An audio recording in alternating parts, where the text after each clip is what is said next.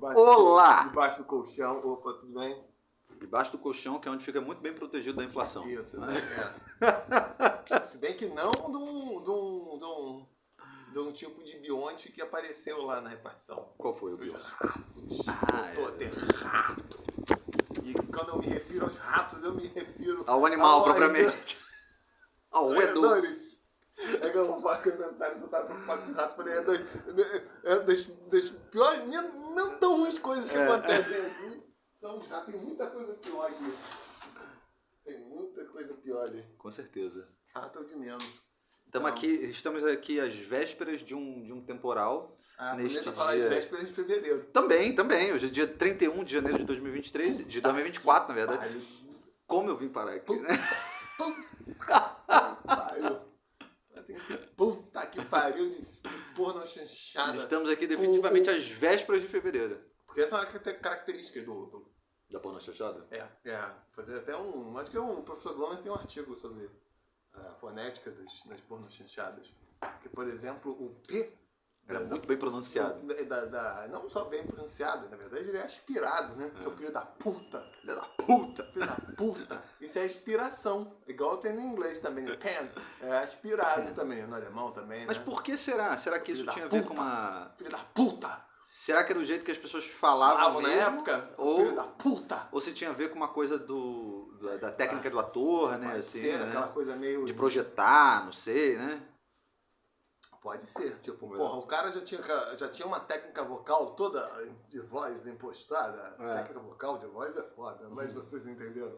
Impostada. Aí o cara tem de fazer uma cena em que ele está muito nervoso. Isso. E ainda por cima, ele vai xingar. Ele vai chamar seu rival de filho da puta. Talvez, não sei, né? Mas não, porque pode ser, né, que então, talvez os atores naquela época tinham uma trajetória mais parecida, ou seja, passavam pelo teatro antes, né? Filho da puta!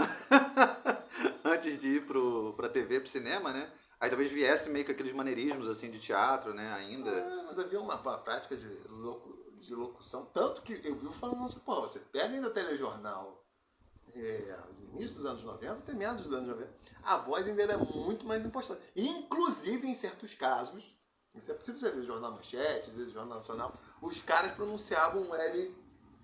Sim, aquele L, sim. Tipo, só existe no som Brasil de L, hoje, né? Só existe no Brasil hoje, sei lá, no Rio Grande do Sul. Brasil. Fazer o Brasil. E nós vimos. E recentemente vimos algo muito... Tanto que eu tenho vontade de introduzir isso falando meu nome como Álvaro. Álvaro. É o árabe, mas Álvaro. Na verdade, esse L aqui era o que eles chamam em inglês de Dark L.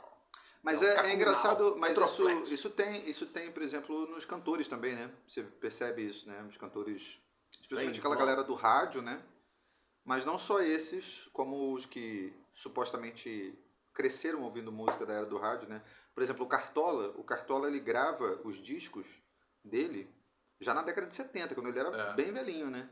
E tu vê que o jeito que ele canta é muito parecido como se cantava, sei lá, antes na primeira metade do século XX, assim, né? Ele canta fazendo aquele R, né? Pronunciando R, assim, né?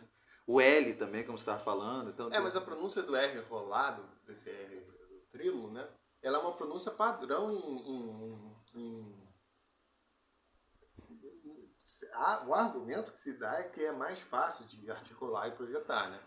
No canto, sei lá, falar lírico é foda, mas enfim, durante muito tempo isso foi considerado que a boa projeção, tanto que línguas que têm outros R's que não é o R desse rolado alveolar, em inglês retroflexo, na música, esse canto lírico, essas coisas, eles cantam, né? Hoje você até coros assim do Handel, eles cantam. Mas é comum até as pessoas falarem assim, né? The priest. Por exemplo, eu lembro muito bem a Dona Zenaide, né? Que é se bem que tem também o elemento do sotaque, né? Mas eu acho que quando ela era mais velha, como ela já era aqui, eu estava aqui no Brasil há muito tempo, em tese ela já não tinha mais aquele sotaque tão forte, assim, mas ainda assim ela falava, porra! Não, mas em Portugal o R padrão é o... É esse R. Porra! Aqui já foi também, né? Então, é isso que eu tô falando. Tipo, você vê que tipo, a galera mais velha tinha uma tendência de falar meio assim, mais próximo, né, desse sotaque português, né? Champions League!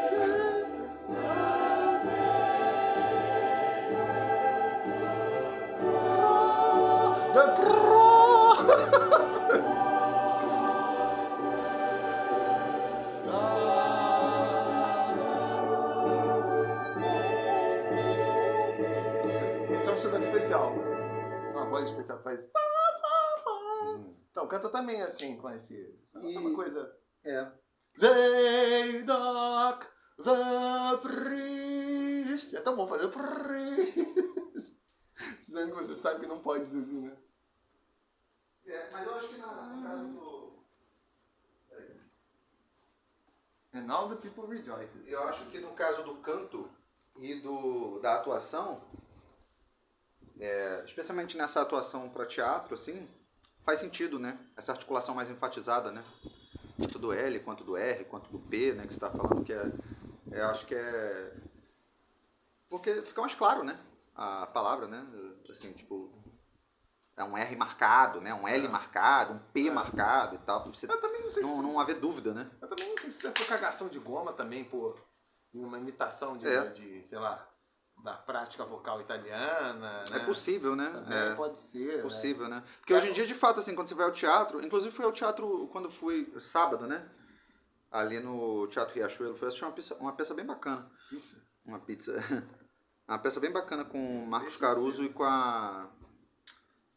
Eliane Jardim. Hoje em dia você já não vê, quando você vai ao teatro, você não vê mais isso. Até não precisa mais, né? Porque os atores são tudo microfonados, né? Então já brinde ao teatro microfonado. Um brinde. Ele continua indo artificial pra cacete, mas tudo bem. Mas é melhor, porque não tem mais aquela necessidade dessa coisa da projeção, assim, não sei o que, fica mais natural o cara... O cara fica falando igual um professor de primária em escola pública. Olha, eu vou te falar, eu vou ao teatro quase toda semana. Cara, o que eu assisto de peça ruim, puta que pariu, não tá no gibi. Então, vamos escrever uma peça. Eu queria fazer a peça Mas essa dá um trabalho muito grande, não sei como é ser. Eu tinha sugerido ali pra Rita das letras fazer algo nesse sentido. Que era fazer a peça da feira de franchising. Ah, sim. Os dois caras da feira de franchising. Isso é inspirado na tua experiência. Aí uma das partes da série, essa é a palestra empresarial. Isso não tem, isso não pensei, mas é colocar. Essa é uma palestra, aquelas palestras dando prológico do empreendedorismo. Aí os dois vão ver comentando enquanto a palestra tá acontecendo. Então, basicamente seriam os personagens, o Formigão, né? Que era o cara vestido de formiga gigante, puto lá. O Formigão. É um formigão. Não, você é um formigão. É um formiga, esse cara. O cara meio. Ele serve de couro pra peça, comentando puta esses dois caras. Cada um com perspectivas diferentes do que deveria ser o modelo de negócio. Aí eles vão andando ali pela franchise, vendo os stands e tal.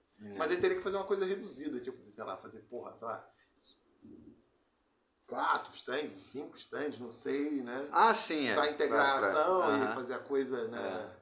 Tem umas coisas que eu acho mais legais assim do teatro é essa capacidade que os caras têm de, por exemplo, criar cenários com pouquíssimos elementos, né? Isso é muito maneiro, né? São coisas, na verdade, que te sugerem a imagem da coisa, né? Sim, mas não a coisa em si. Assim. Pra parte da palestra. Os caras iriam pra plateia se sentar. Exato. Assistir a palestra, né? Aí tem que comentar, aí beleza, sabe? Precisa ser microfonado pra você poder ver a porra do comentário. Por exemplo, essa peça que eu fui assistir, ela era uma... O roteiro ele é sobre assim, um casal que se separa já na idade bem avançada, assim, né? Depois de 60 anos, né? O casal que tá casado há, não sei quantos anos e tal, aí se separa com mais de 60 anos. E aí é meio sobre isso, assim, inicialmente o momento muito pequeno é sobre a relação dos dois, já ali mais de 60 anos de idade, e a maior parte da peça é sobre pós-relacionamento, né? Então quando eles se separam e eles voltam a se encontrar várias vezes porque tem filhos juntos, né? 2 filhos adultos e tal, então tem uma conexão ainda, e aí de vez em quando se encontram e permanecem relativamente assim bons amigos. Mas o cenário da peça é basicamente uma sala, né? É uma sala de estar, né? Que é tipo, tem duas, como se fossem dois aparadores daquele ali, com um vaso em cima, assim, e um sofá de 3 lugares, assim. E o barato da peça é você perceber, tipo, não tem mudança de figurino nem nada disso, mas você percebe o tempo passando por conta do... Não só por conta do texto, mas o jeito, assim, eles vão ficando com trejeitos de mais velhinho, assim, sacou? A expressão, não sei o quê. Então tu vai percebendo, assim, que tipo, o tempo tá passando, eles estão envelhecendo, não sei o quê, mas sem precisar mudar de roupa, sem precisar mudar, sei lá, fazer nada na peruca, sei lá, qualquer porra nesse sentido, assim, tipo, é aquela parada de, pô, o mínimo do mínimo pra você conseguir contar a história, né? Porque aí tem as mais diversas escolas, enfim, ao longo do Ocidente, durante muito tempo, você vê tendo mudanças do que é considerada a prática adequada de teatro, né? Na Grécia Clássica se considerava essa questão da humanidade que Aristóteles fala lá. É uma parte das peças do teatro grego, pelo menos que chegaram até nós, que talvez tenham sido escolhidas em função de se adequar a esse ideal, elas prezam por isso, que eles chamam de unidade de tempo, unidade de ação e unidade de espaço. Tudo acontecendo, idealmente deveria tudo acontecer num dia só, uma coisa só, e no mesmo lugar. Tipo, não está sendo transportado. De forma geral, né? Há exceções, né? O ético do Sófocles, se não me engano, viola isso. Não lembro. Mas, tanto aí, as peças do Shakespeare, elas são assim, desse ponto de vista, que era uma das razões que depois o pessoal passou no início do século, final do 17, início do 18, passou a ter que desprezar o Shakespeare, né? Principalmente o teatro mais clássico, francês, Racine, esses caras, Corneille. Porque, porra, é igual a edição de filme, né? O Shakespeare. A coisa do Tarantino tá num lugar, depois vai pra outro, não, muito desconjuntada. Mas aí contava com a imaginação das pessoas e os elementos textuais que a pessoa... E nem tinha, assim, muitos elementos cênicos, né? Tinha a espada ali, a quadra, mesmo o discurso, mesmo a declamação da poesia, sabe, sei lá como eles interpretavam. Mas aí contava com isso, que a pessoa conseguia... E considerando que era popular, a galera conseguia entender isso. Exato. Porra, tá agora aqui, no meio na Campina, no meio da Escócia, agora tá no castelo. Agora a propósito, uma coisa que é legal de indicar, assim, pra quem talvez não... Às vezes a pessoa não mora perto do teatro ou não tem o hábito de frequentar. Ler peça é muito maneiro. Eu lembro que eu lia quando era adolescente, assim. E é muito maneiro, faz você realmente ter uma sensação parecida como se você estivesse assistindo com o fato de você poder imaginar tudo por conta própria, né? Você não está vendo nada, então você pode criar os cenários na tua cabeça. Assim, tanto que falam isso, que o Shakespeare, na verdade, passou a se falar, mas depois, com concepções mais flexíveis de teatro, consideravam o Shakespeare claramente um autor de teatro, que chamava de teatro de gabinete, né? Que é justamente isso, a leitura. O Fausto do Goethe é assim, né? Ele é concebido como um poema, enfim, como um drama, como o do Shakespeare, mas o Goethe não estava, de fato, pensando que aquilo ia ser encenado, né? É um poema com personagens, as pessoas conversando, com direções das calhas, né, teatrais, mas ele não estava concebendo efetivamente para ser executado. Né? Posteriormente até fizeram montagem, mas era essa a ideia. Vai ser um drama, né? Meio que o gênero literário é teatro, mas não é para ser encenado. Assim. É teatro de gabinete que fala, né? Porque isso permite ter essa experiência que você está falando, chamei de visualização. Assim, porque tem alguém falando, aí fala assim, sai fulano. Aí você imagina, porque se fosse uma narrativa, esse próprio elemento assim já está meio integrado ali no... Como vou explicar... No fluxo narrativo ali, meio que separa as coisas. Né? Porque no teatro tem essas... Na escrita da peça, tem essas direções que são muito claras, né? Então, isso que você acabou de falar, tipo, aí sai fulano de tal. Isso, numa outra forma de escrita, não seria assim tão direta, né?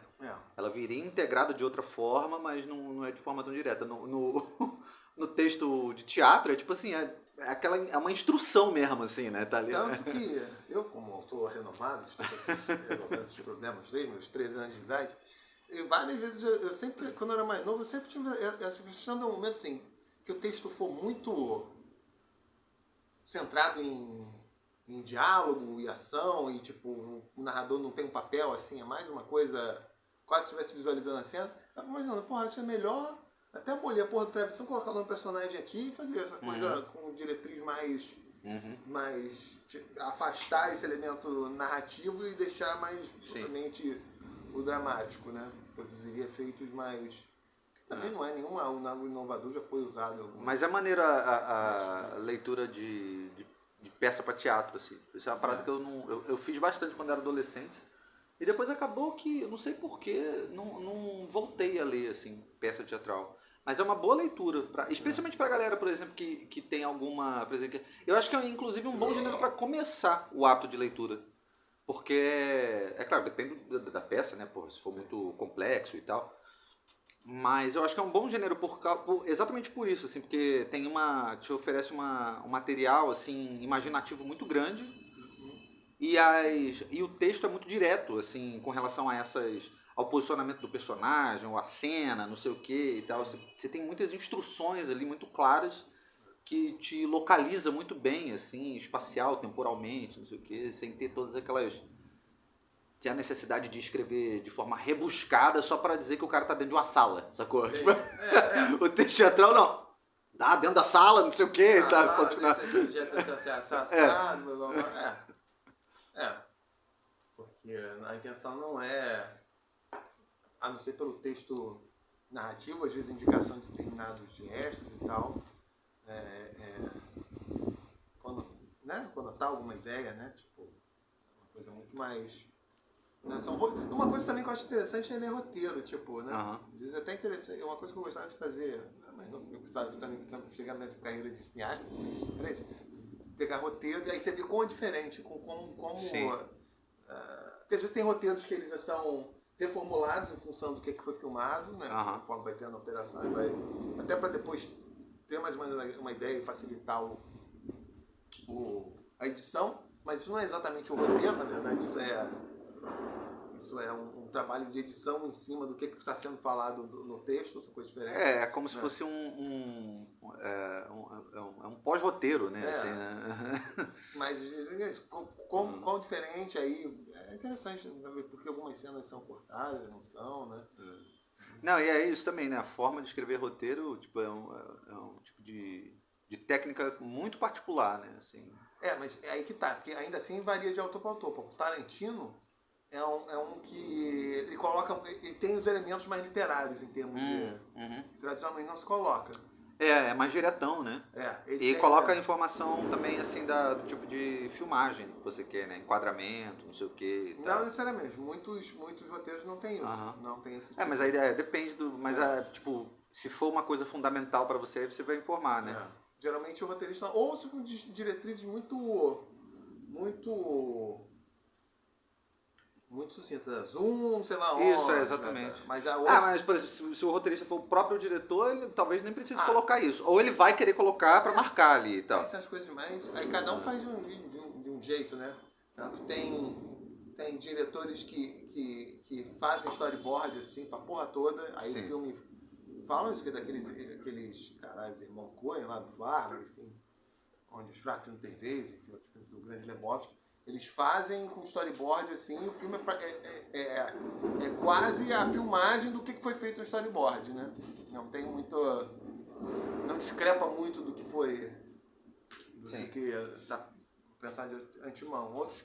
Engraçado que em alguns casos até diretores assim que você considera assim, super... Oh, meu Deus do céu! Super perfeccionistas e autorais pra caralho, enfim. No caso do Kubrick. Você vê às vezes os making-of, enfim, você vê claramente às vezes que ele está tomando decisões na hora.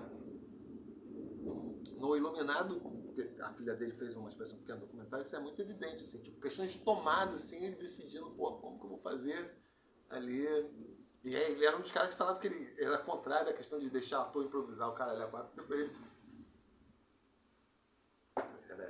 também criou um pouco desse mito, mas do ponto de vista lógico faz sentido falando. Tem tanta coisa acontecendo numa produção de cinema, tanta coisa, um negócio tão complexo, que você não pode deixar nada pra assim, não pode deixar a ponta solta, né? Cara, vamos fazer, será que... Mas não é exatamente assim, um controle tão rígido que... né? Mas não dá pra deixar também tudo muito... muita decisão pra ser tomada no momento, né? Exatamente. Você já tem que vir com muita coisa amarrada, e aí uma coisa ou outra, beleza, pode adaptar e tal, ou por uma questão circunstancial, né? Sei lá, uma cena que era pra ser feita, né, num dia ensolarado, aí rola uma chuva, sei lá. Tipo... Aí você vai ter que ali, até porque essas coisas têm um custo altíssimo, então não dá pra simplesmente cancelar a filmagem, né? O cara vai ter que encontrar uma outra solução ali na hora. Aquela cena famosa do Jack Nicholson arrebentando a porta, que ele fala, here's Johnny, sei lá o quê. Aquilo foi o Jack Nicholson fazendo, aí ele deixou, né? E tem já até falei no outro episódio que uma das mais clássicas, que é aquela do Indiana Jones. Tu já me contou. Que, porra, do primeiro Indiana Jones, que tem uma cena lá num país árabe, o cara pega lá, porra, das facas, fazer um monte de coisa.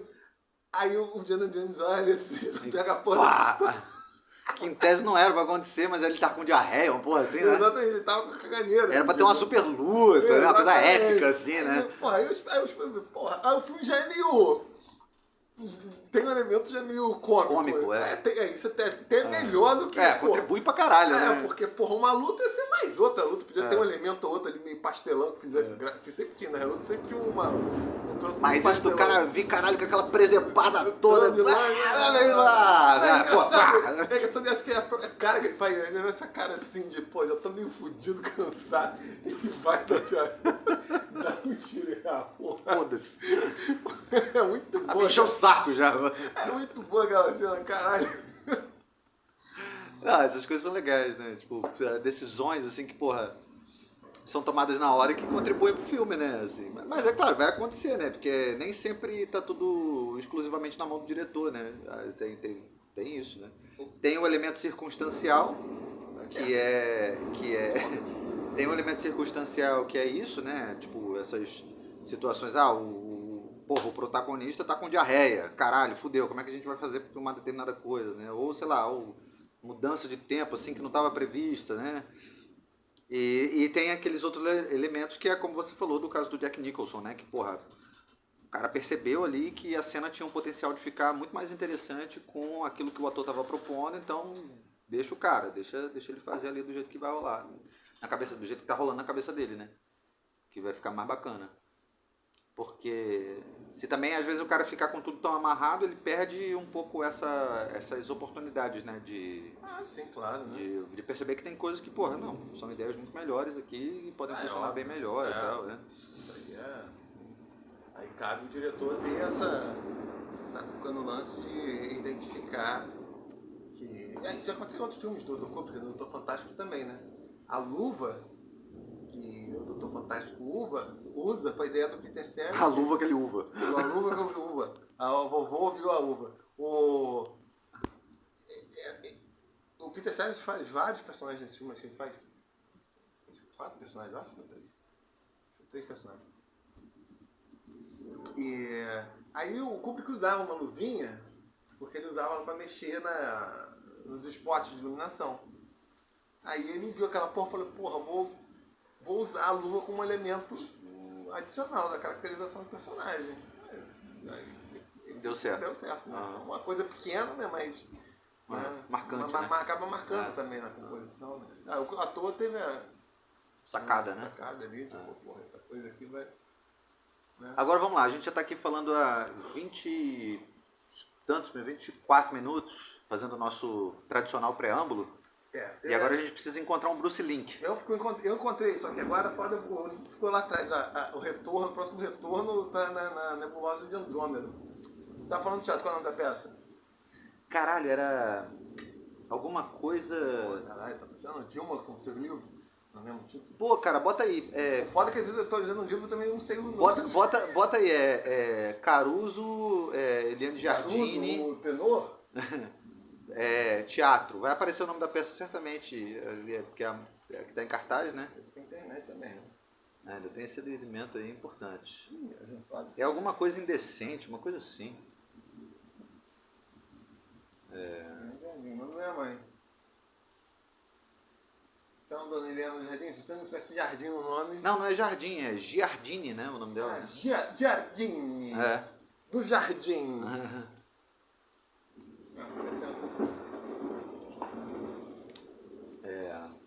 Acho que é intimidade indecente, uma coisa assim. Pera aí, deixa eu ver se eu consigo achar aqui. Acho. Você tá sem internet aí? I think so. Pô, essa tua internet, hein, Álvaro? Caraca. A transmissão de mosquitos. Mas aqui, caraca, pode ver o foco. Ó, Caruso. Aqui tá funfante. Ué, então bota aí, pô. Não tá. Voltou. The Dinosaur. The T-Rex. The Running T-Rex. Let's do a... É isso mesmo, intimidade indecente. Eu falei que eu achava que era isso, de fato é isso. Intimidade indecente, esse é o nome da peça. Muito boa, gente. Assistam aí se você tiver oportunidade. Let's record our podcast in English. Why not? Agora,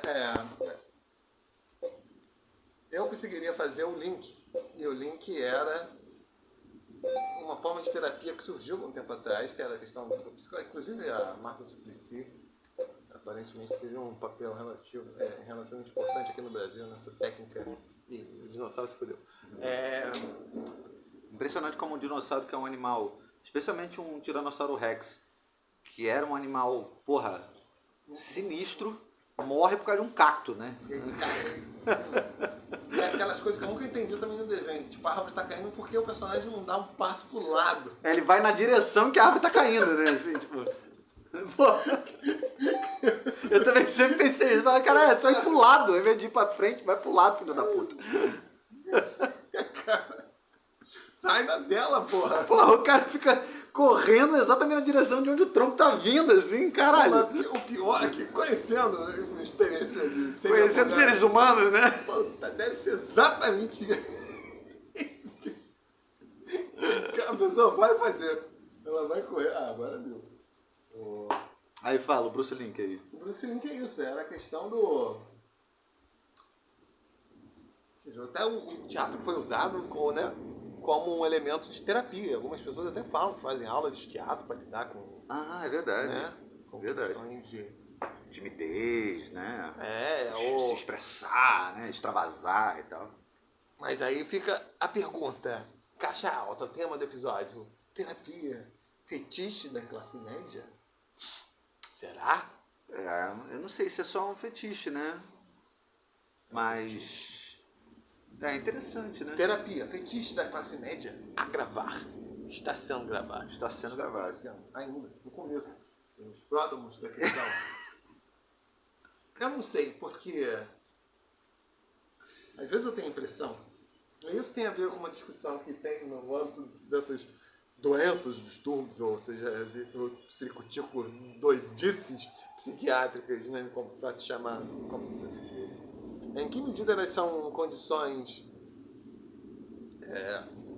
de fato patológicas, ou elas, na verdade, simplesmente refletem, agora esqueci quem falou isso.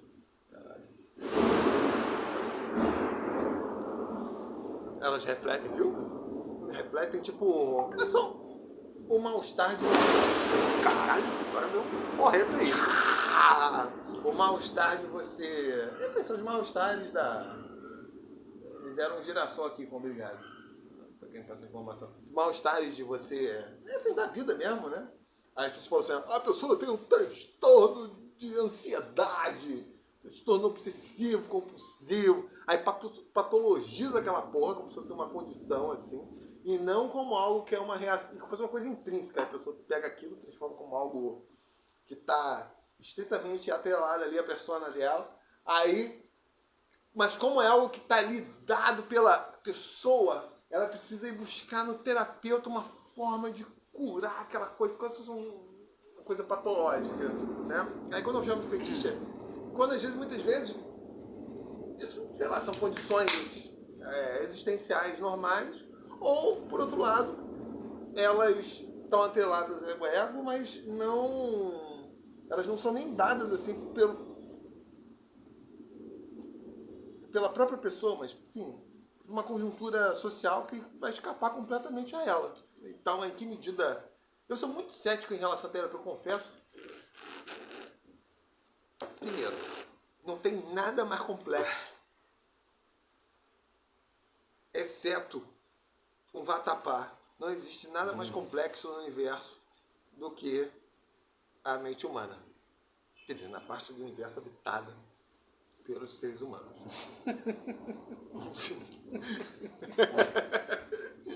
E segundo, cara, eu acho que ninguém conhece bem nenhuma outra pessoa. Marginalmente nós nos conhecemos mais ou menos bem. Algumas pessoas, né? Mais ou menos.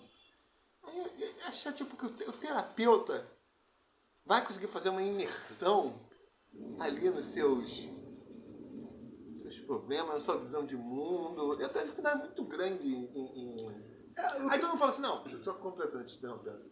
Ah, porque às vezes o cara dá uma perspectiva diferente. Aí o que é um profissional, etc. Aí eu sei. Mas, porra, não tem...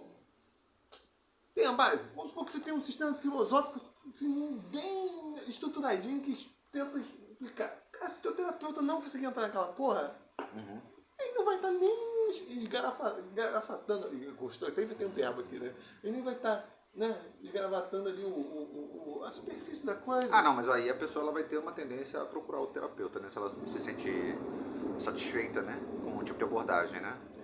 Eu acho o seguinte, o que existe é porque, é claro, a psicologia ela é muito questionada, né, enquanto ciência. Mas o lance é que você tem abordagens, técnicas diferentes, né? Aí cada terapeuta vai ter ali a sua forma de abordar o problema. O que eu acredito que possa contribuir, assim, em alguma medida, é porque você está pagando uma pessoa para ser aquele que tem o direito de falar aquilo que uma pessoa próxima de você não teria direito de falar, no sentido de que você vai se sentir ofendido se for uma pessoa próxima, né? E talvez, eu acredito nisso, assim, que muitas vezes uma pessoa que está completamente fora das suas relações, assim, ou que não é amigo seu, ela, muitas vezes, essa pessoa ela vai ter ela vai ter, assim, uma percepção muito diferente em relação a todas as outras pessoas que estão envolvidas contigo, né? Então, porque é como aquela coisa de você estar vendo uma perspectiva diferente, você está vendo de fora a coisa, né? Eu acho que isso é bom, assim, contribui. Mas até onde é necessário que seja um terapeuta propriamente ou que seja só uma pessoa virando para você, sabe? Porque eu realmente acredito que, assim, às vezes a gente precisa ter essa dimensão do problema, que é uma dimensão impessoal, né?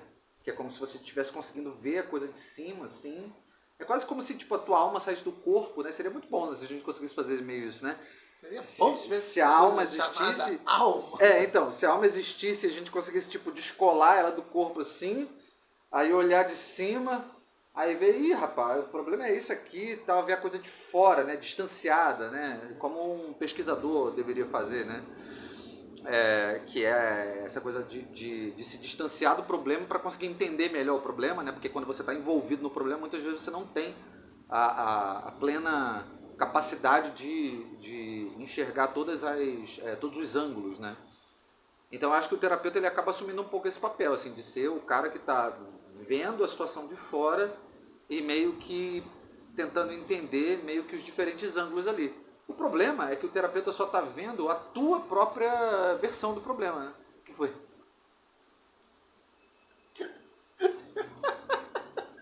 É escroto, mas é verdade também. O terapeuta é um brasilianista.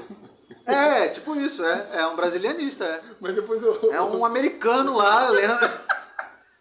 tipo isso.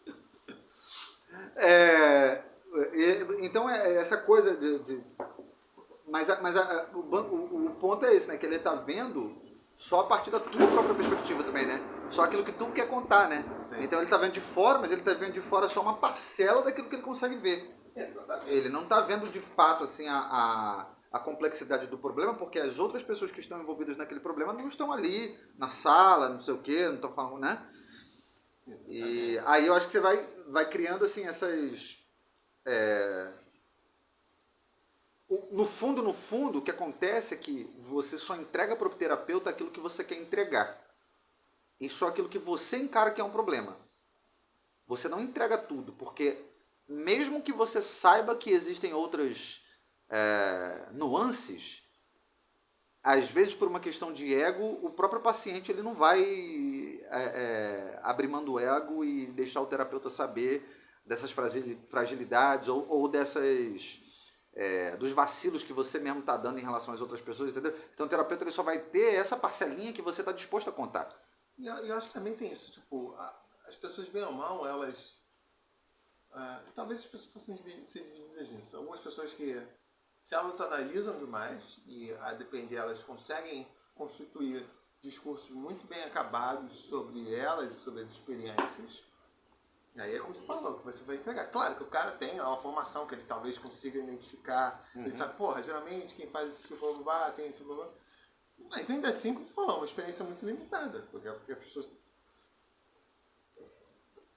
estão falando, então o cara não tem acesso por exemplo, como os outros veem a pessoa fora do consultório em relação. E mesmo que o paciente tente fazer um esforço assim, de certa autossinceridade de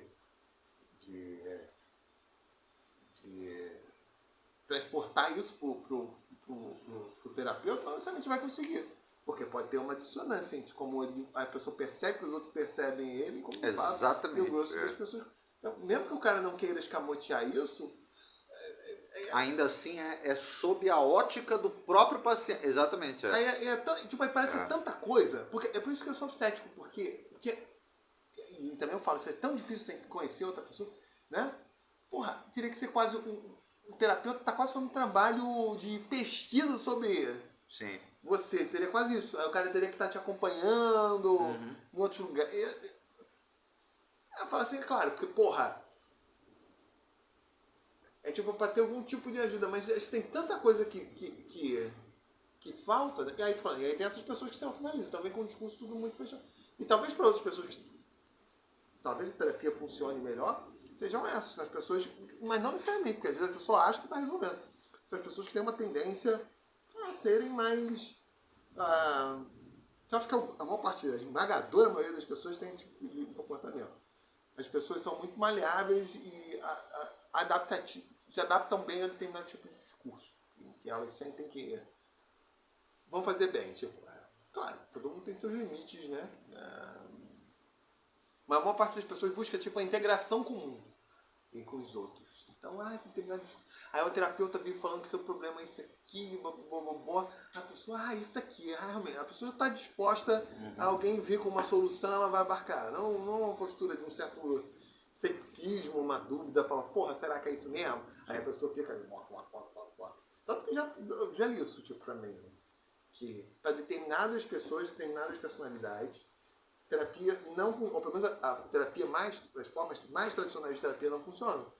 Porque essas pessoas não sofrem de problema. O problema não é falta de análise. Tipo assim, eu nunca tinha pensado assim. Pelo contrário. Às vezes é super análise.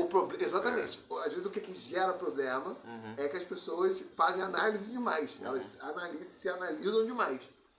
Né?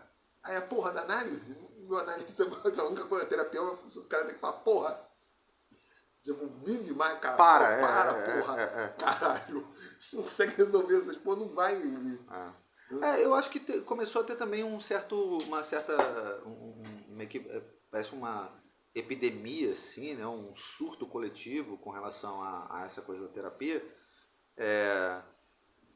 Porque à medida que a vida vai melhorando, né? Então as pessoas vão tendo acesso a mais coisas, não sei o quê. Então você passa a se integrar em determinados meios assim, que antes eram ocupados só por determinados grupos, né? E claro, como as pessoas foram ascendendo socialmente, né? Eu digo assim, de forma geral, né? A tendência é que essas pessoas vão começar a querer ter acesso a coisas que antes eram vistas única e exclusivamente como bens da classe média alta, né, ou algo assim. E, de fato, assim, até alguns anos atrás, né, a terapia, né, era uma coisa vista assim como, nossa, isso é uma coisa muito cara, né, isso é uma coisa para um grupo social muito específico, não sei o quê, não é todo mundo que tem acesso a esse tipo de coisa. Só que, como a condição socioeconômica vai mudando e as pessoas também vão tendo mais acesso à informação por conta da internet e tal, e começou-se então a difundir muito mais essa ideia de que todo e qualquer ser humano absolutamente precisa fazer terapia, né? Isso é imprescindível, né, para todo e qualquer ser humano, né? Essa ideia começou a se difundir muito fortemente, né? E o fato é que as pessoas começaram a comprar isso também muito fortemente, né? Aqueles que têm acesso decidiram então participar dessa lógica em que você tem que ter um terapeuta ao longo da tua vida e que não é... E isso é inegociável. É como tomar café da manhã, é como almoçar, né? Eu tenho minhas dúvidas em relação a isso, assim, porque eu não sei se todo mundo precisa, e eu acho também que não é uma coisa que, se você sente que você precisa, você não pode acreditar que aquilo é pro resto da tua vida, talvez seja uma fase. Tem gente que acha que isso é uma parada que não, tem que ser pra vida toda, não sei o quê. Às vezes você pode estar numa fase ruim, em que vale a pena ir lá, experimentar, e aí tu gosta da ideia de ter ali alguém... Mas eu acredito que virou meio que assim um item da classe média, assim, sabe? Ser classe média cada vez mais significa também fazer terapia, além de outras coisas. Agora, esse elemento social que você está falando faz sentido mesmo, porque tanto que você fala, já na Argentina durante... a Argentina é um país, ou pelo menos a Buenos Aires, né? Com um perfil assim, bem divergente em relação a... Não agora, né, que eles já voltaram ao modelo do senhorialismo da Idade Média lá, inclusive do senhorio. Na verdade, que é o senhorio rentista, que daqui quando a gente for a Corvéia vai ser o primeiro modelo lá que eu estudo na minha tese de doutorado. Corvéia foi bom! Estamos já indo no modelo de pagamento em renda, em produtos, galinha. Então, quem quiser entender o que está acontecendo com a Argentina, leia meu estudo. A colonização oriental e o selinho rural em Brandeburgo, séculos XI. Que tem lá no primeiro capítulo um modelo. Que a Argentina está fazendo agora. O que eles estão vendo? Tem dois modelos. Tem o modelo dominial, senhorio dominial, como eu falo, né? E tem o modelo rentista. Eles estão no modelo rentista, né? Segunda página. Então, na Argentina, porque tinha esse perfil muito mais urbano, de classe média, cara, meio generalizou-se nos anos 60, 70, essa coisa no caso era psicanálise. Tanto que, lembro de uma entrevista com um psicanalista argentino, esqueci o nome dele agora, aquelas entrevistas do Céu do Marquezinho, do Ávila, né? Ele falava isso, cara, a empregada doméstica fazia análise, psicanálise, no caso, né? A freudiana, cara, H4. Era generalizado. Mas aí, porra, será que é justamente isso? Porque tava ali, como você falou, um bem de status, e né, a pessoa vai. Assim, porra, o que tá acontecendo? Tipo, por que isso? Fala assim, porra, são as. Porque às vezes são as pequenas merdas do dia a dia, da vida, que é de existir. Você fica angustiado, tá preocupado, tá tenso, tá inseguro, blá blá blá, tá. Né? Todo mundo sente essa porra, isso é normal, né? Faz parte da existência humana, né? Faz parte da existência humana. Claro que às vezes tem um nível patológico, mas às vezes simplesmente assim, porra, tá um pouco além do normal. Aí a pessoa, em vez de lidar com os mecanismos para manejar, né, a sua... Ela tem acesso àquilo, aí entra naquilo e fica ali. E aí, como pior isso, é quando não tem essa perspectiva nem que seja algo temporário, fica pra... Aí fudeu, porque essas coisas são insolúveis. Tu não vai sentir angústia todo tempo, né? Em alguns casos... A existência humana nada mais é do que você ter que lidar com essas angústias. Pois assim. é. Não, tanto que eu vi falando isso. Fazer uma crítica do modelo escolar semi-tedioso. O nosso modelo escolar é muito ruim. Eu falando, sentir um pouco de tédio, assim, é bom, porque é óbvio que é uma experiência negativa, mas porque exatamente força, às vezes, caralho, o que eu gostaria de estar fazendo agora? Né? Ou você está imaginando outras coisas, ou mesmo você se adaptar, porra, nem tudo da minha vida vai ser eu fazer... Mas eu acredito que... atividades que vão me dar prazer. Prazerosa. Então eu tenho que...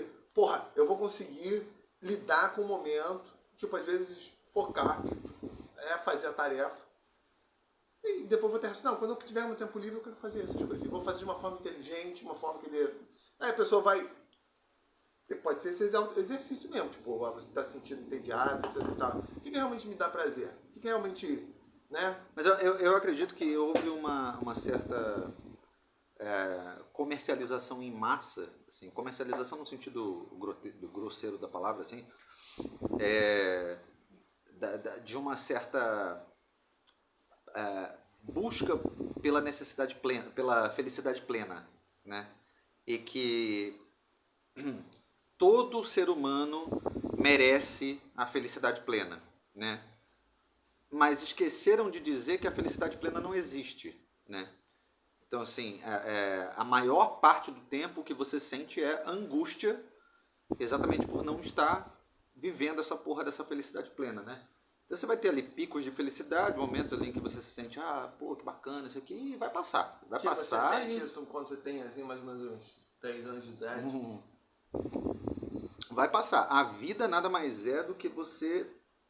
Tanto que uma das definições filosóficas de felicidade é essa, né? É a ausência da angústia, né? Mas é sabido que a ausência dessa angústia ela é momentânea e fugaz, assim, tipo, porque a todo momento essa angústia vai voltar, né? E aí o ponto é como você administra isso, né? E o que parece, novamente, assim, é que o acesso a determinadas coisas permitiu a pessoas que, por exemplo, às vezes vieram de famílias que não tiveram qualquer possibilidade de não sentir essa angústia, né? Então, por exemplo, como houve um aumento da classe média, assim, ainda que pouquíssimo expressivo, né, aqui no Brasil, mas como você teve um aumento, assim, pessoas que, por exemplo, tiveram pais que eram fodidos, maluco, é aquilo que o nego fala até hoje, é verdade. O pobre não tem tempo para ter depressão, não, meu irmão. Porque não dá, né, bicho? O cara tem que, meu irmão, tem que ganhar o dinheiro ali para comer e não tem essa de acordar e querer ficar. É aquela coisa, quando você alcança determinado status assim na sua vida, ainda que não seja, nossa, ser rico ou qualquer outra coisa nesse sentido, mas assim, quando o básico já está garantido, né? E aí sobra espaço para essas outras coisas, né? E então vai sobrar espaço, por exemplo, para o tédio, vai sobrar espaço para o... E o tédio muitas vezes pode gerar essa sensação de infelicidade, de incompletude, né? Eu também sou meio cético quanto a essas coisas. Falar que o cara, quando está nessas condições assim, super fodidas e tal, ele não... Eu acho que aí claro que isso é variável, enfim, talvez tenha um elemento até neuroquímico de cada um, enfim. Sim. Claro que tem um elemento social, sem dúvida, mas, não sei lá, o Capial lá, que estava no Jacatatu, no início do século XVIII lá, perdido no sítio dele, isso dependendo, o cara tava com a mesma parada igual um filósofo existencialista, só que o cara completamente desprovido de um arsenal, sei lá, intelectual, a não ser que aquele que fosse dado ali pelas expressões populares, caralho, para manifestar aquilo. Ou Sim. talvez esse cara tivesse de fato conseguisse por alguma via artística, né, manifestar essas... Mas às vezes não tinha tempo também, sacou? Não tinha, mas era uma coisa personalizada que Não se manifestava publicamente, né? Ou se manifestava, o cara é meio macaroso, sei lá o quê, tanto que tem essa discussão, né? Tipo, sobre várias dessas condições. Não, mas é porque eu acho que é uma coisa diferente. Porque eu não acredito, por exemplo, que o cara lá, fudido, pobre, não sei o que, ele não faça uma reflexão complexa, né? Às vezes faz, mas, como você disse, por uma falta de instrumental, assim, intelectual, o cara tem dificuldade de expressar aquilo ali. Mas às vezes até faz a expressão da forma como dá e tal, Só que, é claro, não vai escrever um livro, né? Ou se escrever, provavelmente vai ser visto como algo inferior, não sei. Eu não acho que essa reflexão, ela deixe de acontecer, não. O meu único ponto é que eu acho que o cara, tipo, ele reflete sobre aquilo ali, mas ao mesmo tempo ele não pode deixar de fazer o que tá fazendo só pra refletir, entendeu? Não tinha tanto cachaceiro quanto tem. Exatamente. Tipo, filosofia de botequim, né? O cara tá uma merda, caralho. Né? O cara enche os cornos pra não... Exato. Você não articula isso de uma forma... Não, e às vezes articula, só que não de uma forma intelectualizada, assim, pros padrões que a gente que a gente atribui a um intelectual. Exatamente, o cara articula da forma dele, assim. Vai falar, a vida é uma porqueira. Tanto que é muito comum, você vê vídeo, então você para pra conversar com um morador de rua aí, cachaceiro, não sei o quê, o cara vai ter altas ideias e tal, mas da maneira dele ali, usando os termos dele, não sei o quê e tal. Mas o que eu quero dizer é que, por exemplo, muitas vezes você vê essa coisa do crescimento da classe média, da ascensão de uma parte da população, né? Você vê, por exemplo, que a família dessas pessoas muitas vezes é uma família muito simples, né?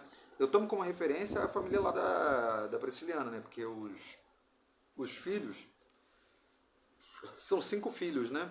Então são mais apenas assim 3 que são os mais jovens, porque os outros 2 mais velhos eles são muito mais parecidos em termos assim intelectuais com os pais do que com os irmãos. E os irmãos mais jovens, tipo, você conhece, né? O Léo, a Prisciliana, a Priscila e tal, são pessoas que já têm ali uma outra...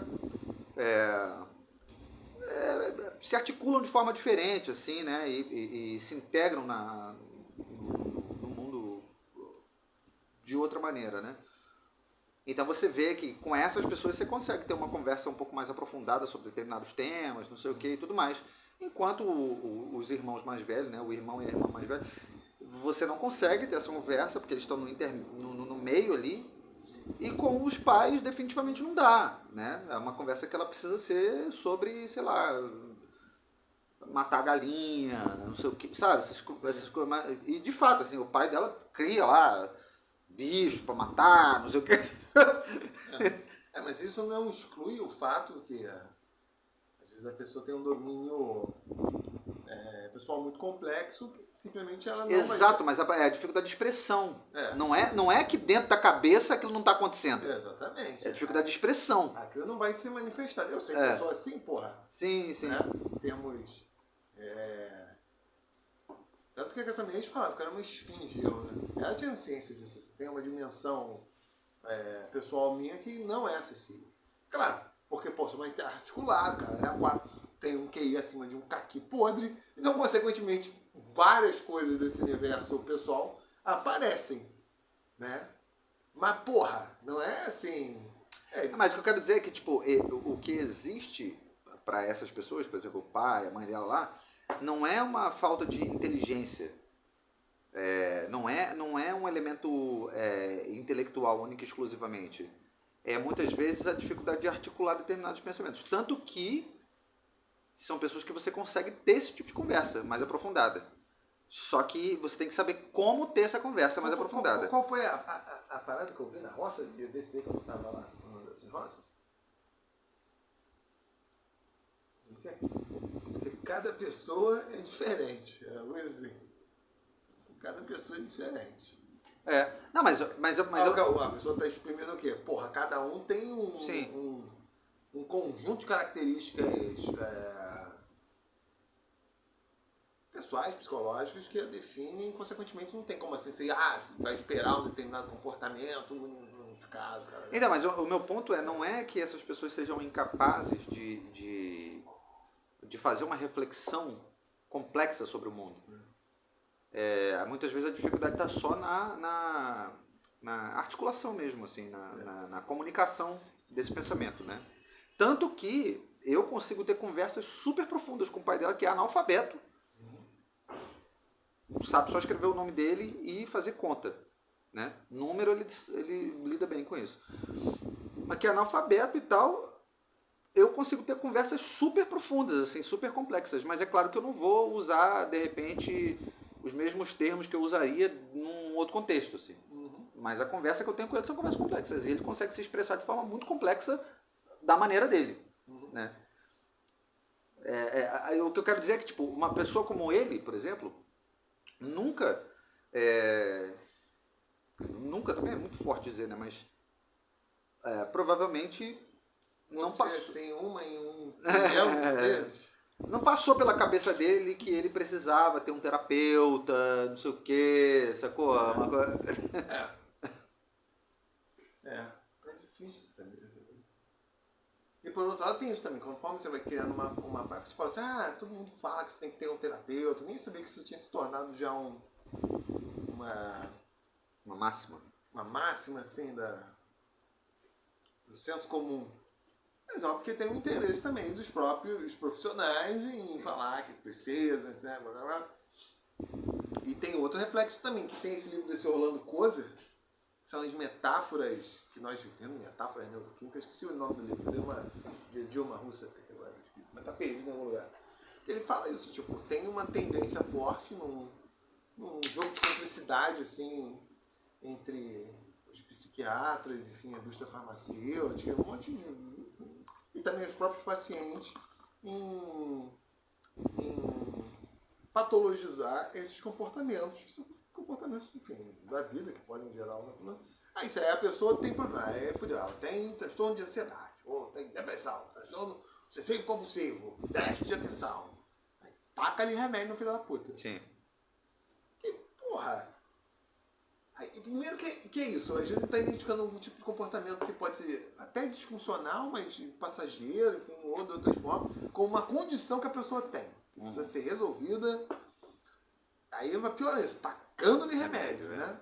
Aí fica uma coisa. O cara grogue, que aí fica uma coisa essencialista. Sim. Tipo, porra, o cara tem diabetes. Poder, o cara vai precisar, isso está bem entendido, claro, tem alterações na dieta do cara, do estilo de vida, blá blá blá. Sim. Mas às vezes o cara tem uma condição e precisa ser medicalizado.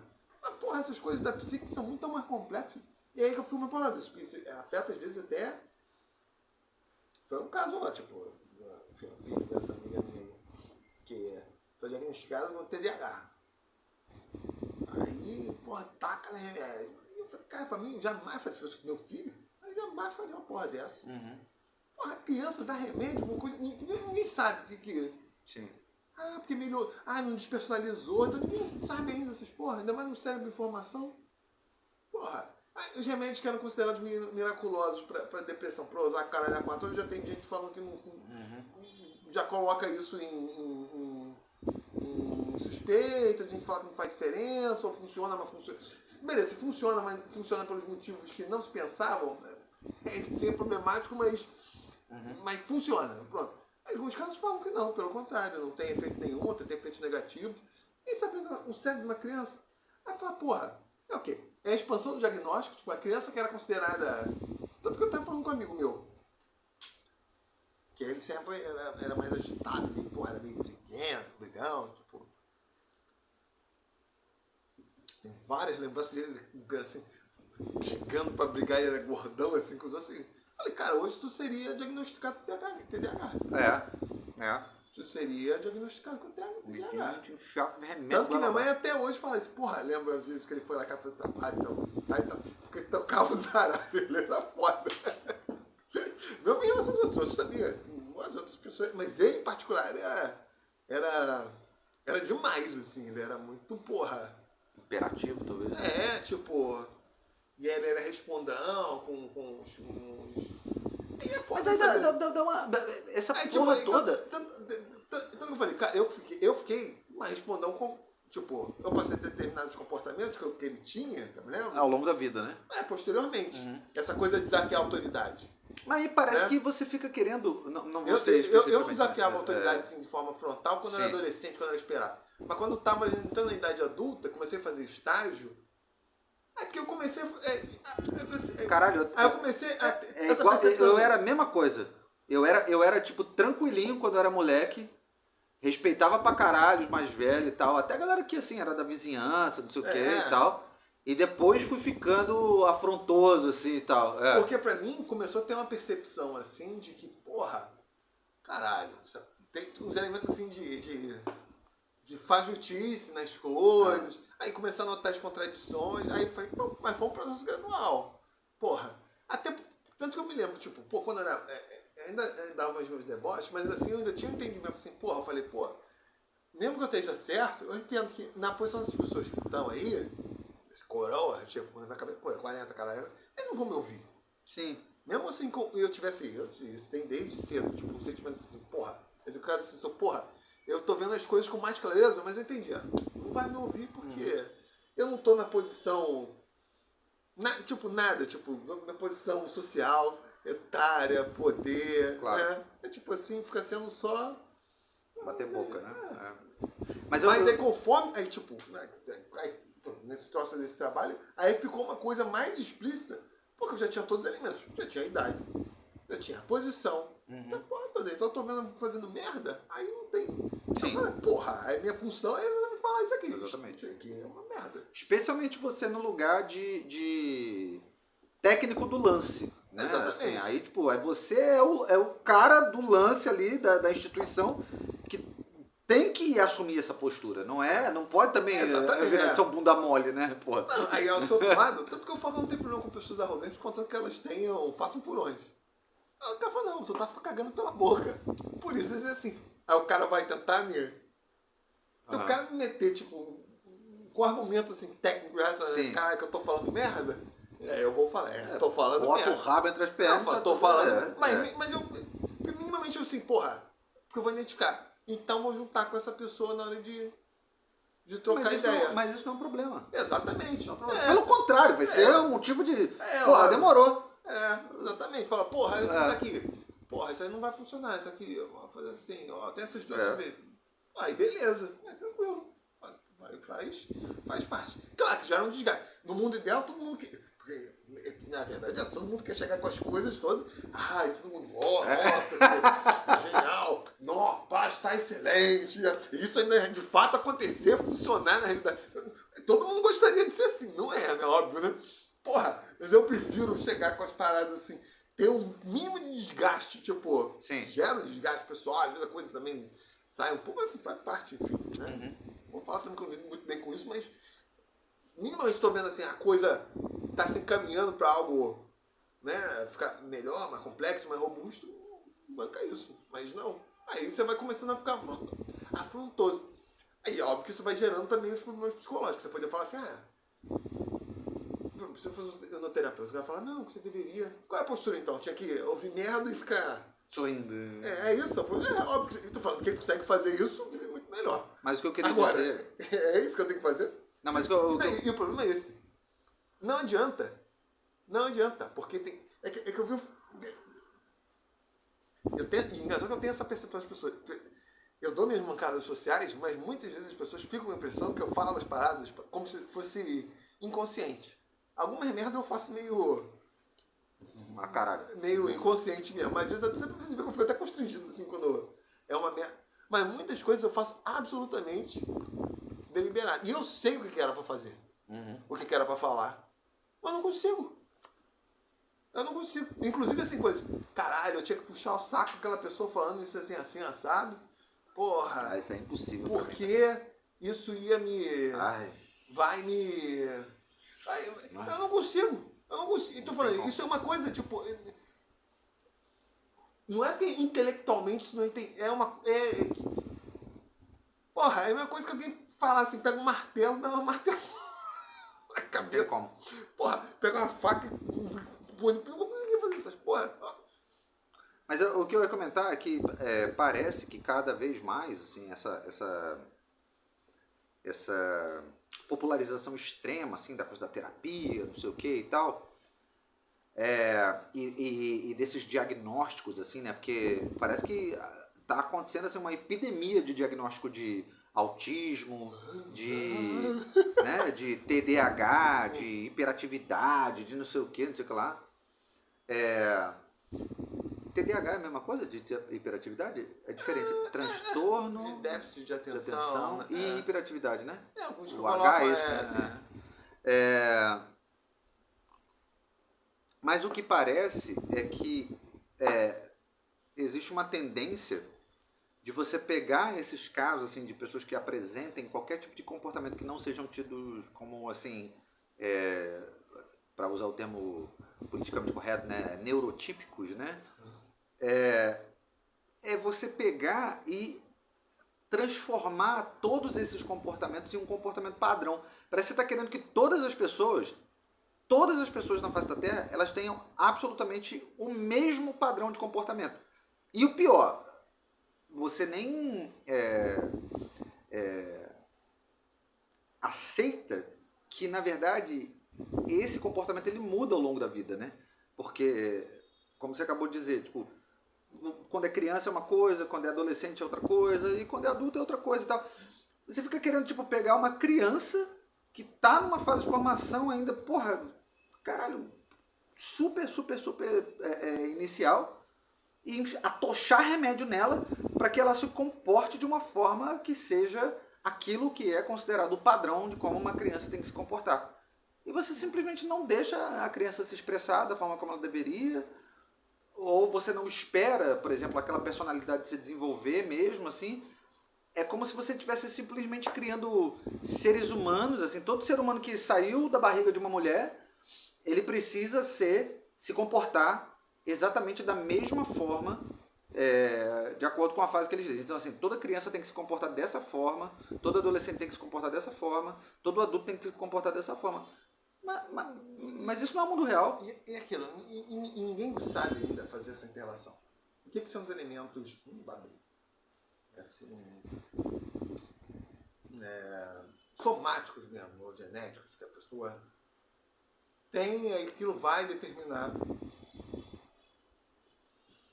uma série de características, né? Hoje você sabe que algumas condições psiquiátricas, tipo esquizofrenia, é basicamente genética, né? Antigamente eu falava, você sabe, demoníaca, ou até essa mente esquizofrênica, eu uso droga, tem gente falando assim, não, cara, isso não vai fazer diferença, porque não. Isso é... Algumas drogas vão desencadear, mas não significa que não vai acontecer. Exatamente. Ia acontecer, isso é uma condição genética. Tipo, como falando da maconha, né? A maconha, para quem tem...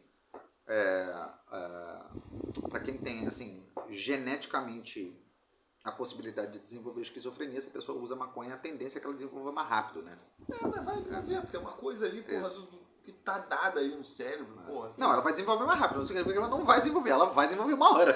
Exatamente, tá dado, né? Tipo, aquilo acontece num período muito específico, final da adolescência, início dos anos 20. Tipo, então, um conjunto de fatores é uma coisa somática mesmo. Aí tem os outros elementos, esses elementos, sei lá, sociológicos, sociais, que vão determinar a questão da psique.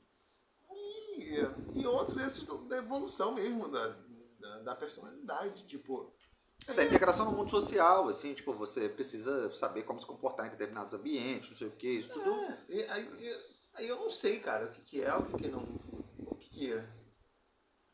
Porra, ou se as pessoas começam a se comportar de determinado jeito em função de... Eu vi falando essa história aqui, tipo, porra... Não é todo que eu tenho uma visão ruim de religião, mas, porra, assim, dos que eram os dois amigos, assim, que... Mas eu era amigo de o irmão também era, mas ele era mais novo e tal.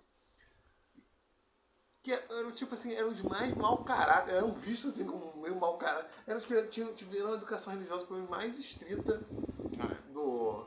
eu não sei. Tanto que eu vi me perguntando, será que aquela porra era uma reação ao... Possível. E ao contrário... A mim, meu irmão já era um pouco mais descaralhado. Mas eu e meu irmão não tivemos educação religiosa nenhuma. Mas nós éramos reconhecidos, tipo, como ter um enorme autocontrole em público. Por exemplo, eu ia tomar vacina, minha mãe até falou isso, assim, que as outras crianças choravam, nós morrendo de medo. Mas nós não... Tinha algum elemento de autocontrole, Claro, que isso até... Porra, explica, meu irmão tá falando mesmo. Tem elementos da nossa personalidade de ser mais fechado, caralho, sim. Mas isso não foi... De conter mais, de uma certa contenção, caralho, tudo assim meio distante. Mas isso não foi é difícil saber como essa porra, né? Mas é fato que tava dando ali. Tem alguma coisa ali da criação. É que não dá pra saber mesmo, porque, por exemplo, lá na minha ou família... ou talvez exatamente isso. Não ter as paradas assim de uma forma, sei lá, com uma sanção religiosa, caralho, que é difícil sentir um poder assim, aí gera uma revolta, quando você para, caralho, tem que ir pra igreja porque eu tenho que obedecer. Essas coisas eu acho que tem um elemento de. Como a gente já falou várias vezes aqui, né? Tem um elemento. É claro que existe uma fatia que ela vem da sua criação, né? O social ele contribui, assim, mas definitivamente tem um elemento ali intrínseco de quem você é, assim, que não dá pra negar. Porque, por exemplo, a minha família é assim, tipo, é todo mundo meio meio ligado, assim, em alguma medida, né? A minha mãe, ela é uma pessoa extremamente carinhosa, muito carinhosa, carente pra caralho. E eu sou super frio, sou super, assim, meio na minha, assim, meio... Ou seja, em tese era pra eu ser, se só o social determinasse, né, era pra eu ser um pouco mais expansivo, assim, mais carinhoso, não sei o quê. Eu sou carinhoso, mas dentro da minha medida, assim, não sou uma pessoa que toca muito nos outros, que, né, não sou esse cara, assim. Mas a forma de demonstrar carinho talvez seja diferente, assim, é uma outra maneira, sei lá, não dá pra saber, né. Mas, tipo, a julgar, por exemplo, a forma como eu fui criado, dentro de casa especificamente, assim, eu deveria ser super, nossa, carinhoso pra caralho, não sei o quê, porque minha mãe é assim pra cacete e tal. Mas eu sou exatamente o contrário disso. Tanto que ela fica puta comigo exatamente porque eu não consigo ser assim com ela, do jeito que ela é comigo. Assim, mas é difícil saber. Aí eu ia ser julgado como, não, esse moleque é autista, não sei o quê. Mas é difícil saber o que são os elementos sociais, porque às vezes é isso. Tem a mãe, mas isso não basta. Tipo, como o caso lá dos moleques. Aí qual deveria ser os moleques mais certinhos? Isso. Era o que tinha, porra, a educação mais religiosa, sei lá o quê, pelo contrário. Tanto que eu tendo a ver isso. Porra, se eu precisar de uma coisa genética, falei, prova, deve ser uma coisa, uma forma de revolta. Contra difícil saber. Contra uma. Essas coisas são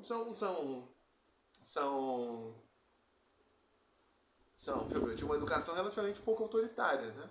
Mas tinha alguma coisa assim da transferência. Fala também de determinada cultura, né?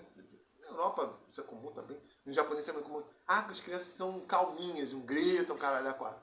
Aí tem um processo sociológico desde cedo que faz isso, que as crianças, sei lá, têm uma consciência assim de, porra, não posso me comportar em determinados ambientes, sim, porque aquilo gera um mal-estar pra ela. Uhum. Que foi o mesmo caso ali, tipo, porra, tava com medo da vacina.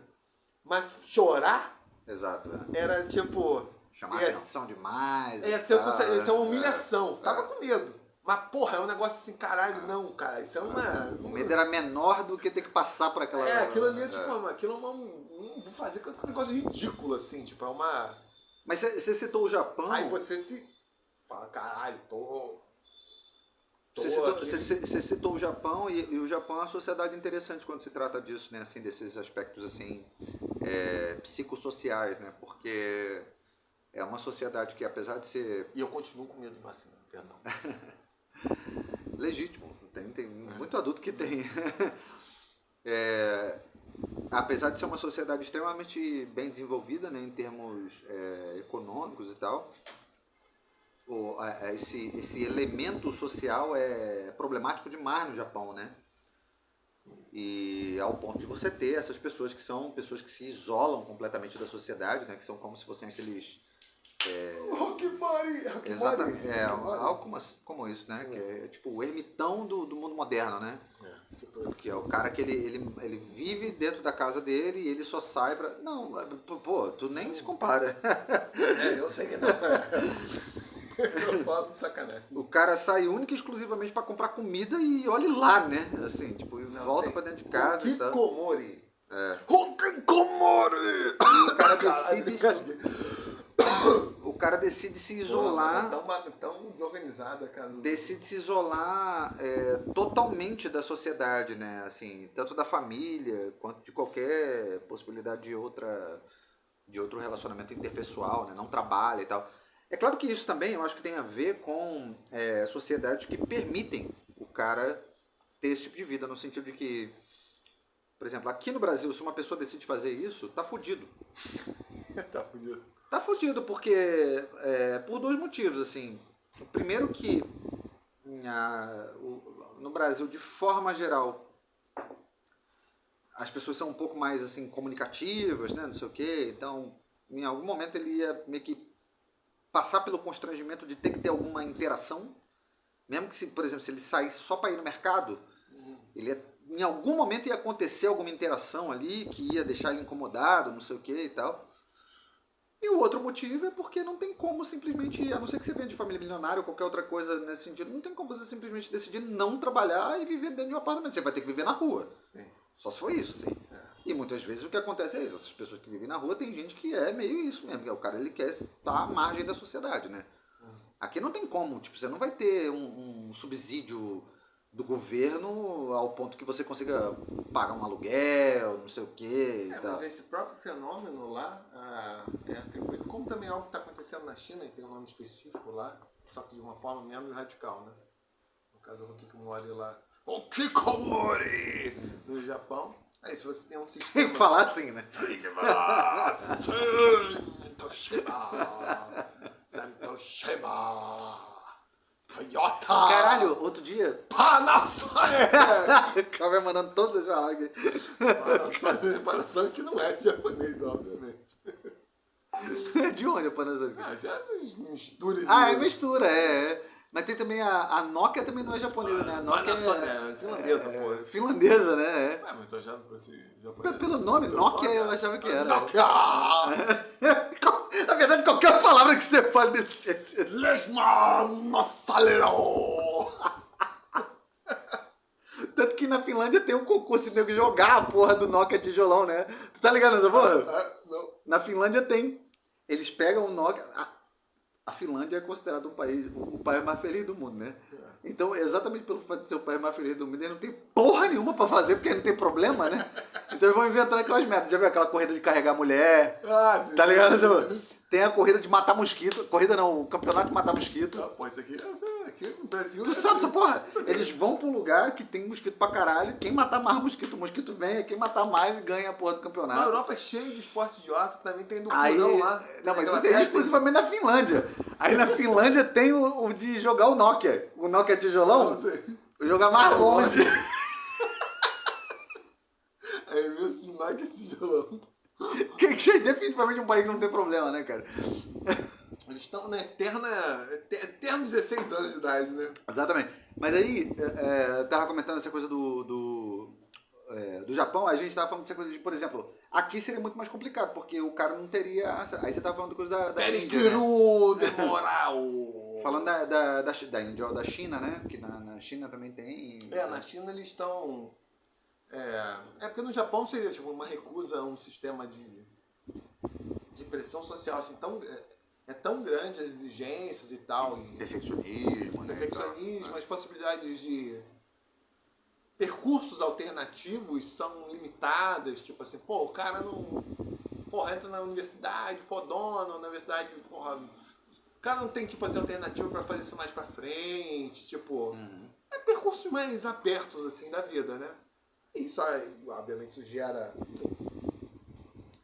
Quase todo o modelo de sociedade deles é baseado em, a pessoa se conformar e se enquadrar numa coisa, num autocontrole tão grande. Mas ao mesmo tempo... Aí é óbvio que isso gera neurose, né? Mas sem a possibilidade de uma certa expansão para a pessoa buscar coisa alternativa, uma das formas é a pessoa... Na verdade, isso é uma forma de rejeição... Isso é quase um cara alternativo ao suicídio, né? Se você considerar. Mas eu ia comentar que exatamente numa sociedade como essa... O cara que se suicida, ele bem ou mal tá rechaçando a sociedade. Sim. Um cara como esse, o cara não tá indo ao extremo, né? Então também não se suicida pra caralho. Né? Exatamente. E tem justamente, tradicionalmente, uma série de protocolos de quando a pessoa deveria se se dar, porque, porra, não cumpriu as coisas. Então tem um elemento de pressão social muito grande. Tem uma floresta lá, né? Tem uma floresta que é famosa, que é onde a galera vai pra cometer suicídio, né? Num caso como esse, o cara se isola. Fala, foda-se, tá tudo uma merda e tal. Mas eu ia comentar, por exemplo... E na China tem essa galera também. No caso de uma sociedade como essa, que tem uma pressão social tão grande assim, é uma pressão voltada pro sucesso profissional, né? Não só pro sucesso profissional, mas assim, para você cumprir todos aqueles papéis que sejam esperados de um adulto, né? Assim, e com um roteiro muito fechado, não tem opção. Porque os Estados Unidos também são assim, mas Sim. é um pouco mais... Também é uma sociedade cheia de disfuncionalidade, mas tem uma ideia de uma maior abertura, assim. Sim. Que tem um elemento, assim, mais tipo das sociedades ocidentais, que é a questão da autoexpressão. Exato, Então aí vai se valorizar, inclusive o cara fala, foda-se essa porra toda, Isso. eu vou, né? Vou seguir no meu caminho, isso é considerado, assim, até positivo, né? Tipo, exato, é um cara que corre o risco e de repente se torna bem sucedido até, mas aí... ou cria alguma coisa, sei lá, tem exato, outros elementos isso. para que... Ou até sai dos Estados Unidos mesmo, né? Foda-se. Mas aí o Japão tem essa coisa, né, de você ter um percurso muito programado, né? Tipo, é muito determinado a forma, tipo, você nasceu e você vai percorrer, especialmente porque é uma sociedade que o nível de organização é tão extremo assim, né, que dificilmente uma pessoa que nasce no Japão, ela vai ter, assim, grande dificuldade para poder percorrer aquele caminho que é determinado pela própria sociedade japonesa, né? Então, é como se, tipo, se você não conseguiu, é porque tu é um grande merda, Exatamente, né? É tipo isso.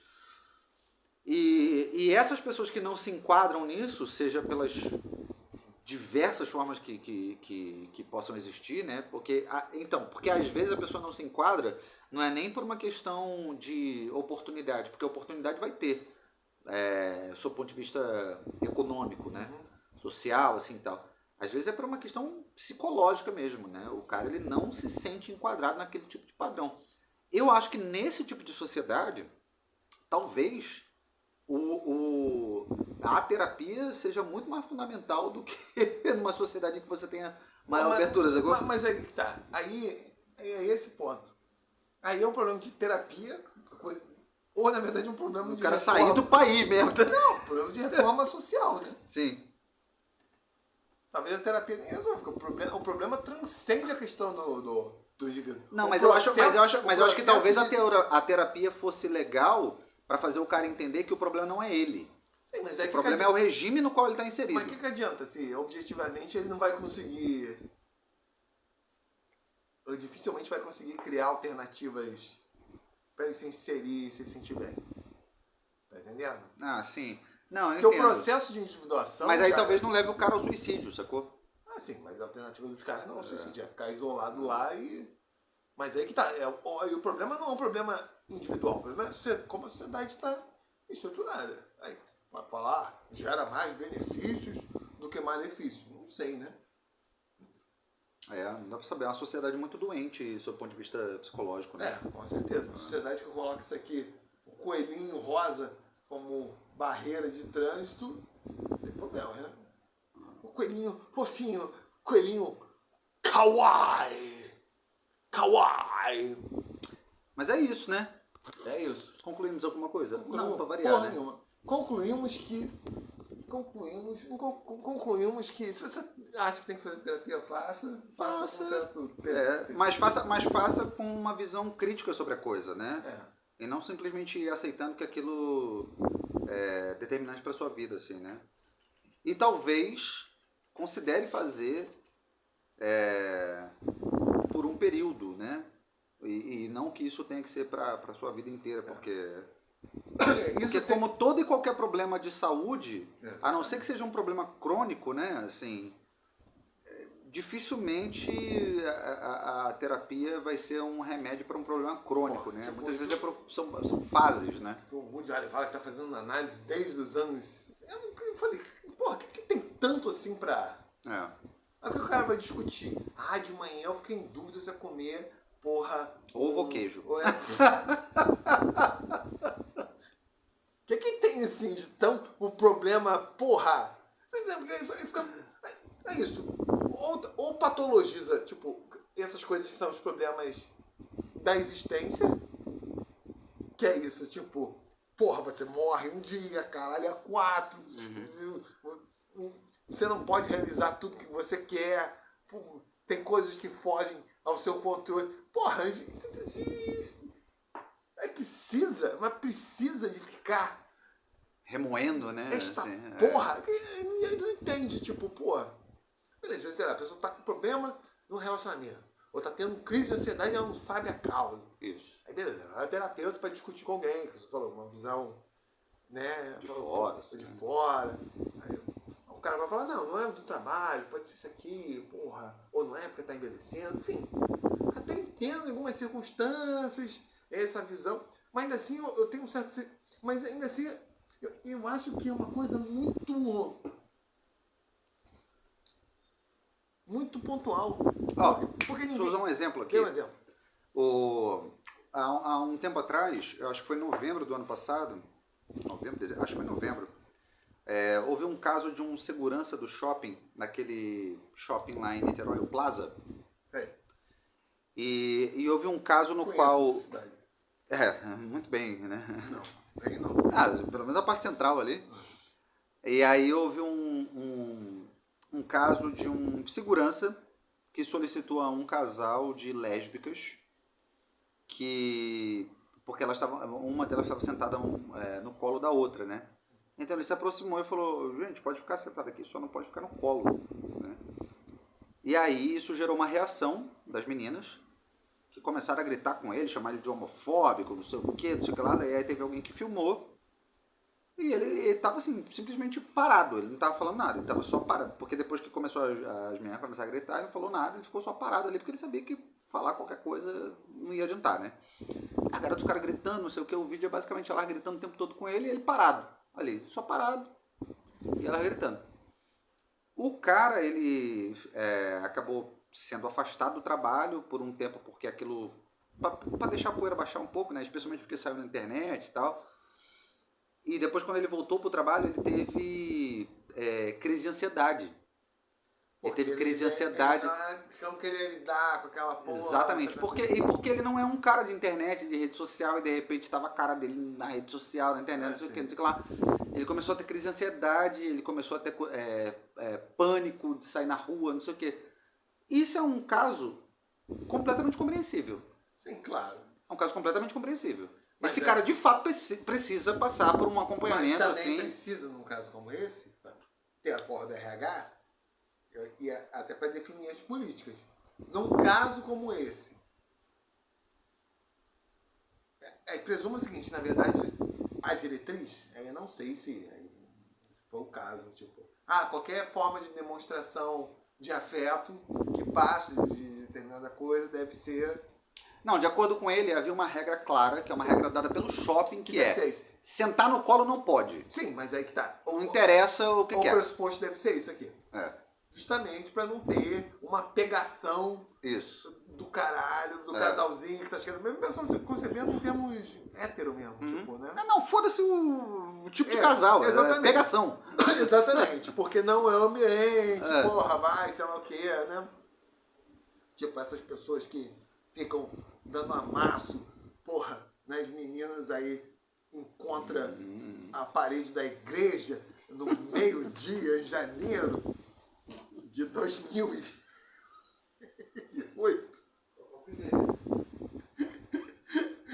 Na igreja, na cena lampadosa, do lado.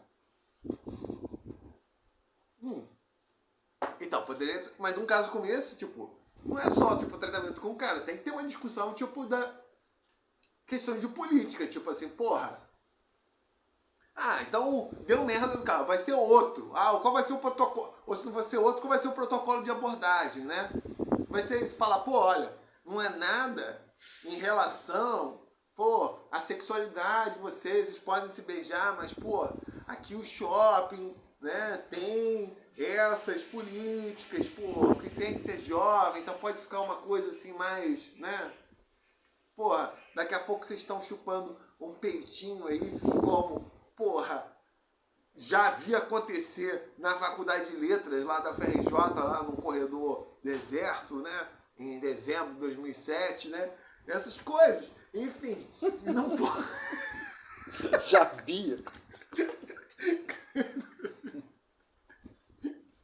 Então, tá entendendo? Pra evitar esse tipo de coisa, né?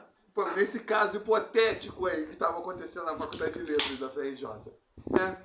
Esse jogo de segurança, querendo falar, porra, Peitinho não rola, né, bicho? porra, tá demais, né? Tipo, já é o tipo de pegação que, porra, maneira, né? Passou do limite. Ainda mais jovem isso, que vai pra esses lugares, pô, faz se pegar, etc e tal, Sim. daqui a pouco, mano. Não tem dinheiro pra pagar um motel, não pode ficar na casa dos pais, né? Aí fudeu. Mas não é só uma coisa assim de, Cara, porra. um cheiro de Cheetos, né, bicho? Cheetos de chorume. Sabor chorume. Cheetos de chorume. Mas que tem, é o cheiro clássico dos Cheetos, na O verdade. Bonifácio tinha cheiro de Cheetos também. Mas não tá um cheiro de Cheetos? Tá. Tem um cheiro assim de fundo de orelha também aqui, de lóbulo da orelha aqui, entendeu? Tem um cheiro de Cheetos. Agora, inclusive, quer cheirar aqui. Mas o que eu ia dizer é isso, assim, por exemplo, isso é um caso isolado. O que foi? Cheetos é feito na Queijolândia. É uma alegria. Você lembra do comercial? Eu ia falar que, tipo, esse é um caso em que faz sentido o cara procurar uma terapia, sacou? Porque se trata de uma situação que aquilo gerou gerou, assim, uma certa... Gerou um problema... um problema prático na vida dele, né? O cara não consegue voltar a trabalhar, por exemplo, né? Ele que é um segurança não consegue voltar a trabalhar por medo de represália, né? Então faz sentido o cara procurar um acompanhamento para tentar... Na verdade, tá cheiro de quem comeu. Tem uma dieta de Cheetos há uma semana com caganeira. Agora tá começando a ficar fedido, né? Isso é uma dieta exclusiva de Cheetos. Tá foda, né? Deu uma barriga. Começando a ficar fedido, né? E deu uma barrigada. Enfim, gente, é isso. É isso. Um beijo. Lembre-se, Cheetos é feito naquele... Eu gostava dessa época que os comerciais ainda eram filmados em película. Alguns deles eram filmados em película. Então, pra você que tá aí no rádio, quer dizer, no rádio, Pô, ó, na rádio é foda, na M. Você que tá aí, ó, no áudio, um procura aí qual é o vídeo que você tá vendo? Cheetos, Queijolândia. Cheetos Queijolândia, 1991. Cheetos é feito na Queijolândia. Assista É aí. uma alegria. E mostrava os ratos lá na Queijolândia. Um beijo, um bom Queijolândia estilo. que fica na lua, quem não sabe. Claro que é o buraco, né? no Queijo no bola, lado né? oculto, Queijo no bola. No lado oculto da... É o queijo bola que tem queijo buraquinho, não é? É o queijo suíço, né? Que aqui a gente chama de queijo bola, né? Não, é queijo suíço, né? Não, acho que é queijo bola, né? Furado, Aquele que tem aquela capinha rosa? Capa rosa? Não, isso é... Qual que tem capa rosa? Queijo bola. É o queijo bola? Que tem uns buraquinhos. Um furadinho é um suíço. Ah, tem um outro também, que é o emmental. Pô, tá muito Tem chique, buraquinho né? também, não tem? Emmental? Então, não sei. Eu gosto de queijo, cara. Você é o queijos e Eu vinhos. sou queijo de vinho. Não, vinhos não, eu sou queijos. Só queijos, né? Vinho sou eu, né? Eu sou queijo e você é o vinho. Valeu, tchau, gente.